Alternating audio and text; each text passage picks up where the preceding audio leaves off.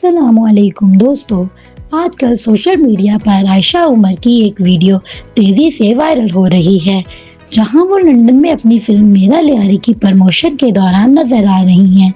इसी इवेंट के दौरान उनके साथ शोबिस की एक और मशहूर एक्ट्रेस भी नजर आ रही हैं, जो अपने ड्रामास की वजह से काफी पहचानी जाती हैं।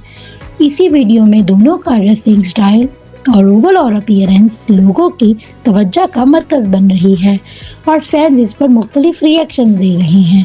कुछ यूजर्स उनके लिए स्टाइलिश और अट्रैक्टिव लुक्स की तारीफ कर रहे हैं, जबकि कुछ लोग कह रहे हैं कि उनका ये लुक काफ़ी यूनिक और काफ़ी स्टाइलिश है। इसी वजह से ये वीडियो वायरल हो रहा है।